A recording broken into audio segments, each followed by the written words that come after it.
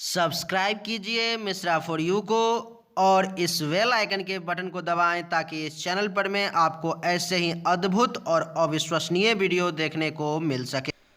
नमस्कार, आप सभी का बहुत बहुत स्वागत है हमारे YouTube चैनल में। दोस्तों, मेरा नाम है राजा मिश्रा और आप देख रहे हो हमारा YouTube चैनल।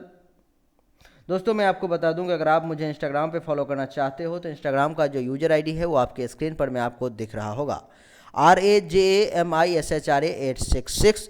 डिस्क्रिप्शन में लिंक भी दिया गया है जिस पे क्लिक करके आप मुझे इंस्टाग्राम पर में फॉलो भी कर सकते हो, और डिस्क्रिप्शन में फेसबुक पेज का भी लिंक दिया गया है जिस पर में क्लिक करके आप हमारे फेसबुक पेज को लाइक कर सकते हो और हमारे साथ जुड़ सकते हो।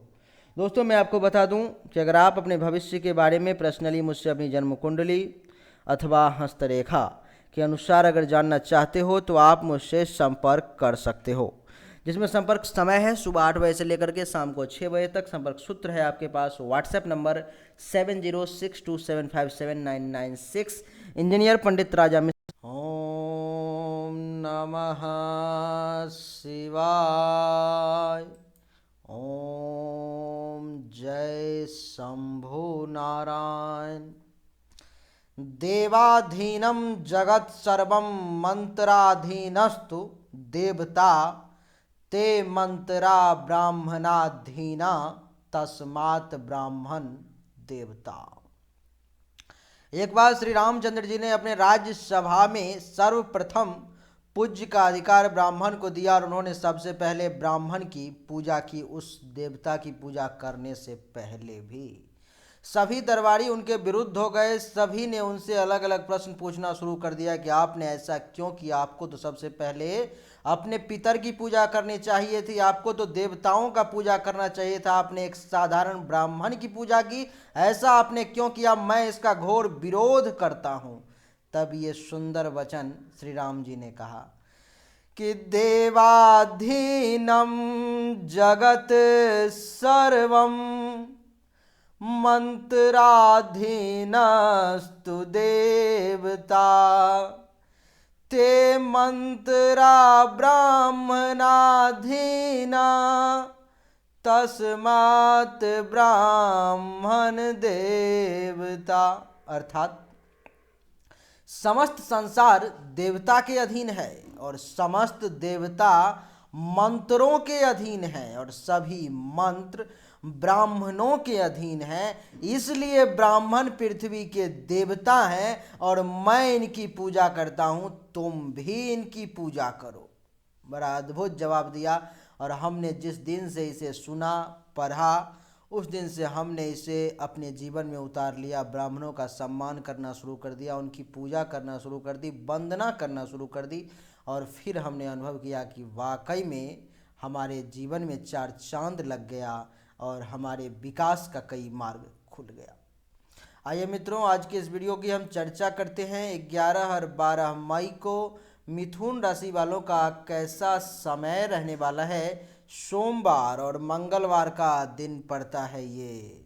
मित्रों, 11 और 12 मई को चंद्रदेव धनु राशि में प्रवेश करेंगे, यानी कि आपके कुंडली से सप्तम भाव में चंद्रदेव रहेंगे। सप्तम भाव से चंद्रदेव का दृष्टि जो है सो आपके प्रथम भाव पर में भी पड़ेगा, जिसका भी प्रभाव आप पर में लागू होगा।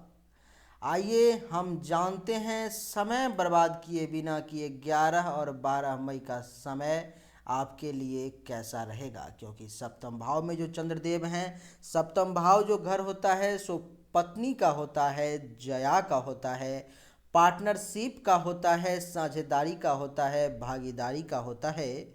इन सब का क्या परिणाम होगा मित्रों।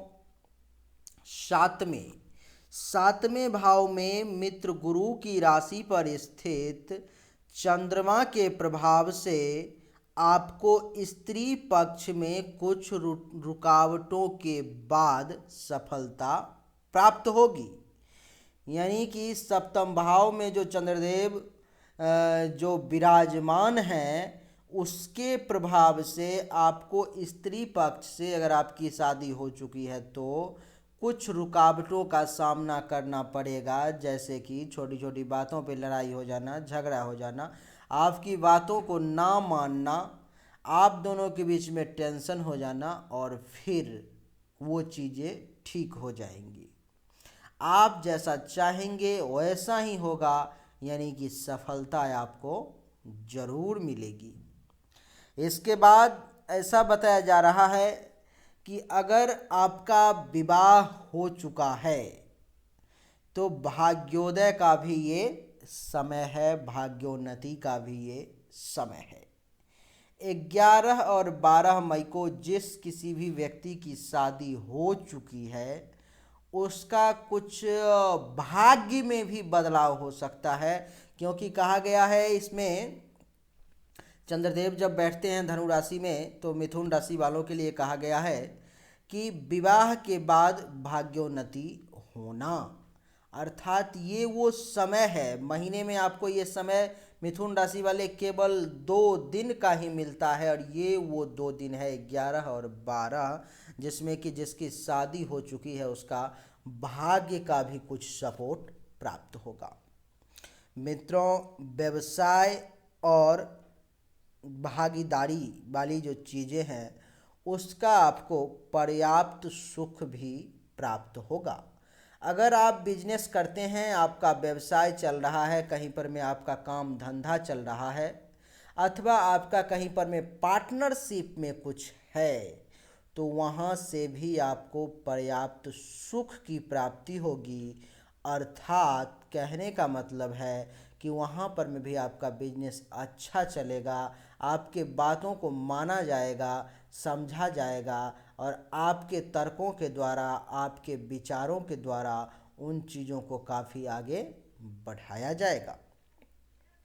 7वीं मित्र दृष्टि से प्रथम भाव को, यानी कि 7वां जो घर है वो तो जया का घर है ही, लेकिन प्रथम भाव को जो तन का घर है, आकृति का घर है, शरीर का घर है, ये प्रथम भाव है, वहाँ पर में चंद्रदेव की दृष्टि पड़ रही है। इसका क्या परिणाम होगा?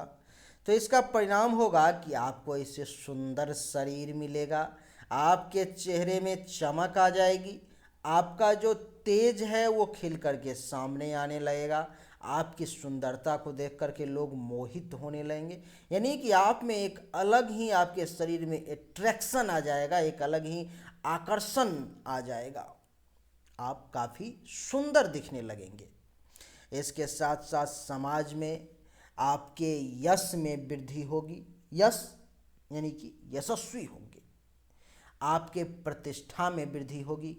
जो लोग कल आपका अपमान कर रहे थे आज 11 और 12 मई को आपका सम्मान करेंगे। ये सब उपलब्धि नहीं है क्या? ये सब उपलब्धि है जो कि आपको प्राप्त होगा 11 और 12 मई को, यानी कि मान सम्मान इज्जत प्रतिष्ठा भी आपको 11 और 12 मई को प्राप्त होने वाला है। मित्रों, कहने का मतलब ये है कि 11 और 12 मई का जो समय है वो स्त्री पक्ष में थोड़ी सी रुकावट के बाद उसमें भी सफलता देगा, व्यवसाय में भी सफलता देगा, पार्टनरशिप का कोई भी काम है वहाँ भी सफलता देगा, आपको आपके शरीर को सुंदर बनाएगा, चमकदार बनाएगा, आकर्षित बनाएगा, बहुत सुंदर दिखेंगी आप अथवा दिखेंगे आप।